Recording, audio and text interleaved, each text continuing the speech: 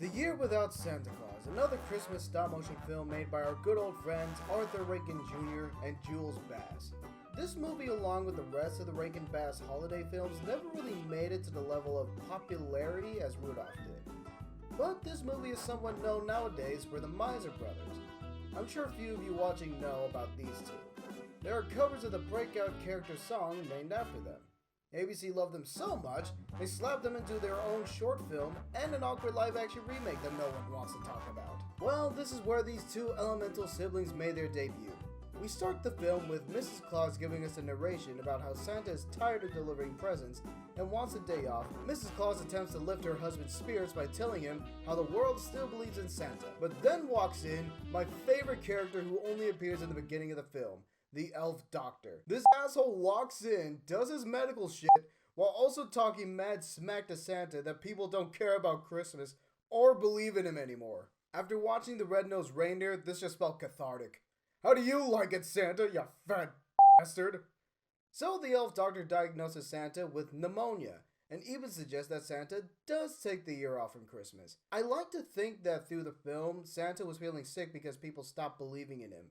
And that is kind of what the film was hinting at, but they just did something else entirely instead. But again, it's a kid's film. I should not be overthinking what is essentially a puppet show from the 60s. Santa cancels Christmas, declaring that he needed a freaking day off.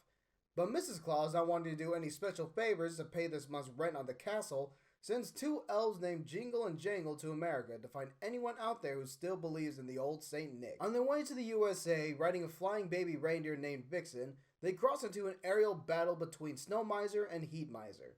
This film basically feels like a series of side quests in a Christmas-themed video game. Heat Miser shoots down Vixen, who clearly should have died here, and the traveling elves land in Southtown, USA. Back at the North Pole, Santa asks his wife where the two elves and the baby reindeer have gone, and for some strange reason, she lies about how it was the elves' idea, not admitting she sent them herself out on the potentially dangerous errand to America.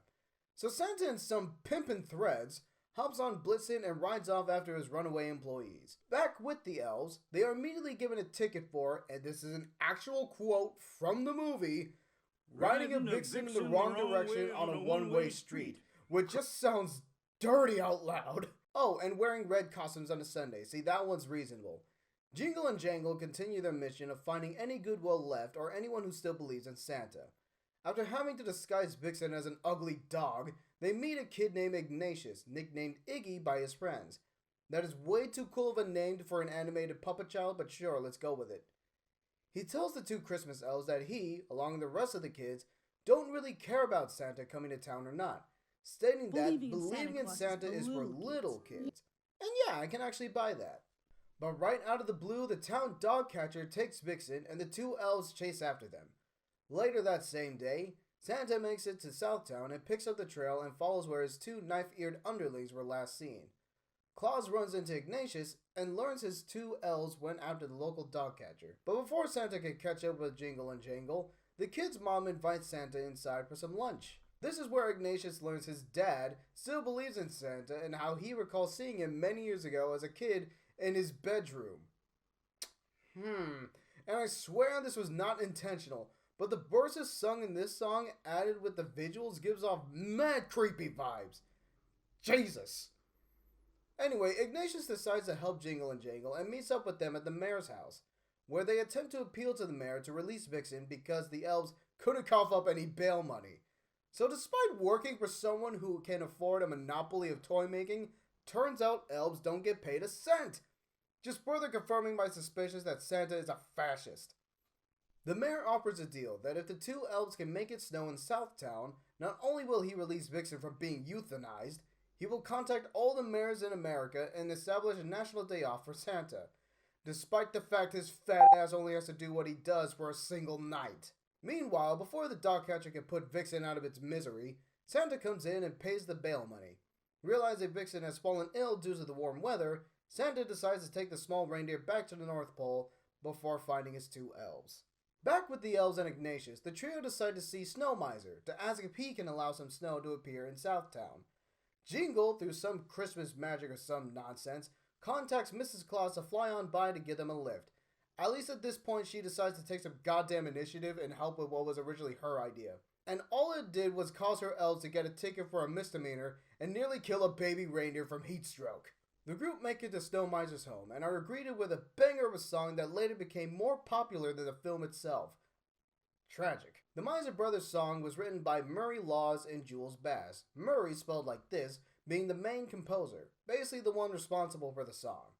The Miser Brothers song was performed by Dick Shawn and George S. Irving. Mrs. Claus talks to the winter god to ask if he can make it snow over at Southtown. The cosmic snowman will be more than happy to, but the south end of the world, I guess, belongs to his brother Heat Miser. So Mrs. Claus and company make their way across the world to the south end of the planet to Heat Miser's Inferno domain. Mrs. Claus asks Heat Miser if he can allow snow to fall in Southtown.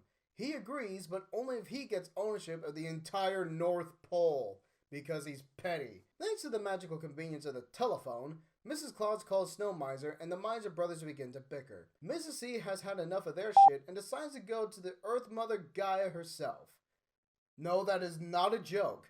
Turns out the Miser brothers are the sons of Mother Nature, who is a Victorian dressed woman who lives in the center of the freaking universe. Given how the elves and Mrs. Claus were practically crapping themselves over having to see Mother Nature, she must be some force to be reckoned with. I mean, all she had to do was snap her fingers and the Miser brothers appear and start acting obedient as puppies. So after some lady talk between Mrs. Claus and Mother Nature, Miss Nature agrees to force her elemental children to behave and do what Mrs. Claus says. And so the Miser brothers cause the heat-stricken town in the south to finally snow, prompting the mayor to deliver on his word. So, Santa, after making it back to the North Pole, is given his day off. As a result, all the children of the world pull the biggest fit ever on a global scale, and use reverse psychology on the withering old man to get off his fat ass and deliver them their gaming consoles and iPhones, sending presents to Santa and writing sad letters to the jolly lardass while the song Blue Christmas plays, accompanied with visuals of sad children missing Santa. I get this scene is implying they're gonna miss Santa more, but as a pessimistic adult, it just seems like these little shits are gonna miss having presents more than the imaginary home invader. After seeing the alleged goodwill the children displayed, it makes Santa so sad that he decides to deliver presents to everyone despite his gout, back problems, and aches.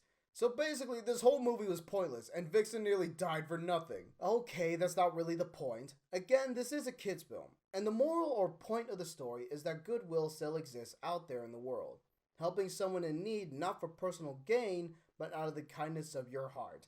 Which I know sounds cheesy and fictional out loud, but again, this is a kid's movie. I crap on it, but Rankin Bass really did master the simplistic storytelling through these Christmas films. Overlooking the little quirks of the film, which was made for a whole other era before ours, its messages and themes are timeless, albeit ruined to high hell with modern capitalism, but what Christmas should mean and how it should look is represented very well here. And not just this film, but with all of Rankin Bass's Christmas films. The best way I can summarize what Christmas meant to Arthur Rankin Jr. and Jules Bass is from another underrated film set around Christmas time, Batman Returns. Well, come what may. Merry Christmas, Mr. Wayne. Merry Christmas, Albert. Goodwill toward men and women. And that'll do it for this review. Thanks for watching to the end. If you enjoyed hearing me rant about stop motion films, kindly give a thumbs up. And why not stick around by subscribing? Please hit the bell to be notified.